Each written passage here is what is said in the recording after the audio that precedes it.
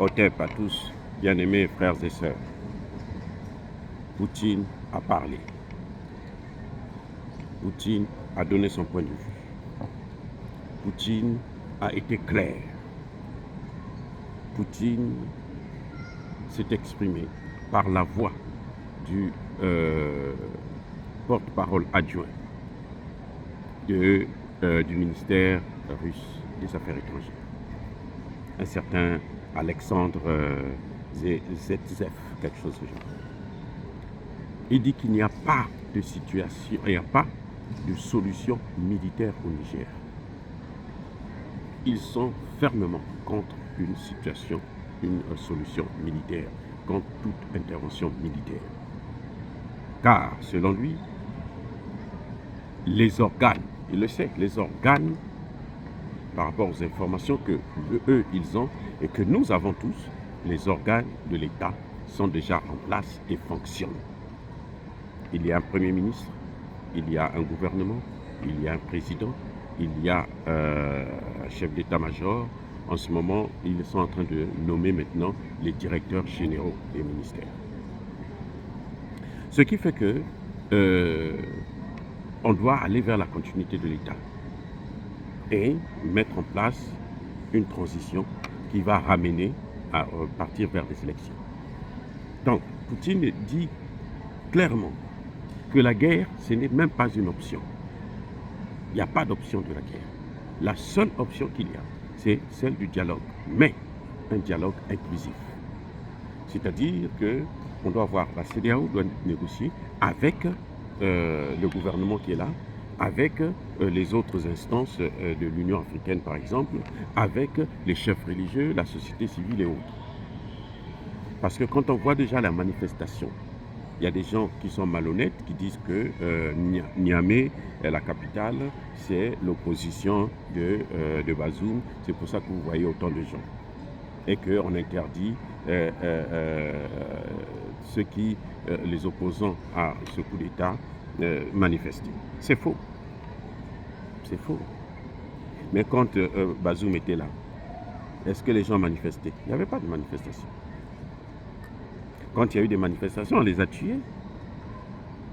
Lorsque Barkhane rentrait au Niger, Barkhane a tiré à bout portant sur des petits enfants de 10-11 ans qui n'avaient pas d'armes, rien sur eux.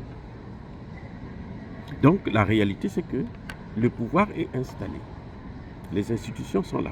Et que Bazoum ne peut plus revenir. La place de Bazoum, c'est à la justice, c'est en prison. Contrairement à ce que dit Alassane Ouattara, que c'est un kidnapping. Non, ce n'est pas un kidnapping. Sa place, c'est en prison parce qu'il a trahi l'État. Donc voilà, la solution, selon Poutine, la solution des affaires africaines doit être africaine. Parce qu'il sait que les Occidentaux se sont mêlés, que l'OTAN s'est mêlée, que c'est l'OTAN qui fait pression pour qu'on aille vers une solution de guerre, et notamment la France. La France est le pays particulier qui veut qu'on puisse faire pression, parce que la France est toujours enrichie sur le dos du Niger, ça se comprend. Quand un pays comme le Niger, qui vous fait par exemple, en ce qui concerne l'uranium, 5504 milliards de francs CFA par an, et la France donne au Niger 86 milliards, et elle garde 5400 et quelques milliards. Vous croyez que c'est normal? Elle se sucre très bien, et elle a toutes les raisons, dans ce cas, de faire en sorte que ça puisse perdurer ad vitam aeternam. Eh oui. Et Poutine a vu ça. Quand il dit qu'il faut que ce soit une solution africaine aux problèmes africains, ça veut dire quoi? Ça veut dire que ce sont les Africains qui doivent régler leurs problèmes. Ce n'est pas aux Occidentaux de venir imposer une solution.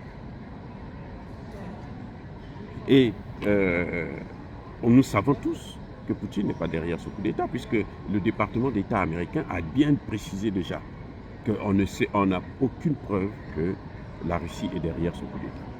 Aucune. Parce que la France avait déjà commencé à faire passer le message comme quoi la Russie, la ceci. Non, la Russie n'est pas. Les États-Unis l'ont dit. Et la France a même été humiliée sur ce point. Et même les États-Unis aujourd'hui sont réticents pour aller vers une guerre. Ils préfèrent une solution négociée, une solution à l'amiable. Parce qu'ils ont assez fait de dégâts en Afrique. Tous. Et les Français sont pires que les Anglais. Les Anglais n'ont pas colonisé et puis gardé des colonies comme ça. On vous donne pour la simple raison, regardez, l'Angleterre est intervenue une fois en Afrique. La France a fait 45 coups d'État depuis les indépendances. 45 coups d'État. Vous voyez bien la différence. C'est qu'il y a un qui, avec ses colonies, entretient de meilleurs rapports. Et d'ailleurs, quand vous regardez parmi les 10 premières puissances africaines, vous n'avez aucun pays francophone. Les 10 premières puissances, aucun pays francophone. Et pourtant, Alassane Ouattara, c'est le plus grand économiste du monde. Macky Sall, c'est le plus grand économiste du Sénégal. Mais ils ne font pas partie des 15 premières puissances et des 10 premières puissances. Quant à aux armées, même les armées, les puissances, les pays francophones, aucun pays n'a une armée crédible. Le Mali est en train d'équiper son armée maintenant seulement. Au point où, en moins de quelques années, il a équipé son armée plus que ce que tous les autres présidents ont fait pendant plus de 40 ans. Donc, bref, le président Poutine est clair. La Russie ne soutiendra pas une intervention militaire au Niger. Par conséquent, même si l'Union africaine, les Français arrivent à convaincre l'Union africaine, les États-Unis arrivent à intimider l'Union africaine, ils ne pourront pas intimider la Russie. La Russie s'est déjà fait avoir au Mali. Mais Sergei Lavrov l'a dit, sa conversation avec Laurent Fabius, où Laurent Fabius lui dit, bon écoute, nous on va aller rétablir l'ordre au Mali, il ne faudrait pas que vous puissiez utiliser votre veto. C'est comme ça que ça fonctionne au Conseil de sécurité. Et Sergei Lavrov, il dit, oh, puisque vous partez pour aller lutter contre le terrorisme, arrêter les terroristes qui veulent rentrer dans la capitale, ok, nous on va vous soutenir. Mais il a quand même fait savoir à Laurent Fabius, mais mon cher Fabius, les terroristes que vous partez combattre au Niger et plutôt au Mali, mais ce sont les mêmes que vous avez équipés en Libye. Ce sont vos amis de la Libye que vous allez aller combattre. Et ça voulait tout dire. Puisqu'après, ils ont passé 8 ans, ils n'ont pas pu régler le problème, même pas de moitié. Au contraire, ils ont aggravé la situation. Comme ils sont en train de vouloir faire au Niger, occuper le pays et faire de ça une grande base de l'OTAN, tout un pays, vous vous rendez compte? Tout un pays, vous voulez le prendre rien que pour faire votre base militaire, parce que le Niger est à un point stratégique. Entre l'Afrique, c'est le carrefour, entre l'Afrique centrale, l'Afrique de l'Ouest et l'Afrique du Nord. Donc à partir de là, ils vont déstabiliser tout le continent. Mais ce sont des gens qui sont mesquins, mais alors du jamais vu. Donc au moins là, nous savons que nous avons déjà un soutien sans faille qui est là. Et je suis sûr aussi, comme je vous ai dit la dernière fois, que la Russie et la Chine ne va pas soutenir une guerre. Parce qu'elle sait que celle qui aura tout à perdre, c'est elle. C'est la Chine qui a plus investi parmi tous ces pays-là. La Chine, en moins de 20 ans, a investi plus que la France en 60 ans. Plus que les États-Unis en 60 ans. En Afrique, surtout l'ensemble du continent. Les investissements de la Chine sont passés de 5 milliards à 110 milliards. Vous vous rendez compte? Ce n'est pas la rigolade. 5 milliards, là nous parlons en dollars. Hein.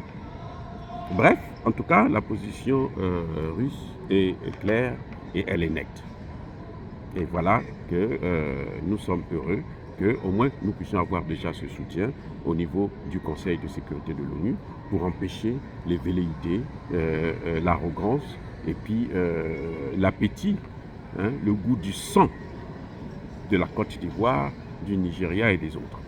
dire cela, c'est inciter à la haine ou à la violence. Non. Il y a ma colère, il y a ma laine. Encore une fois, bien-aimés frères et sœurs, je persiste et je signe. Soyez bénis, abondamment bénis, par le Dieu des Kémites et par nos ancêtres en Jésus.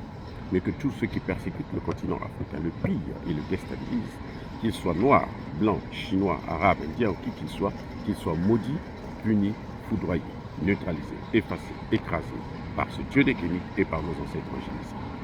Vive l'Afrique éternelle, j'ai dit et j'assume.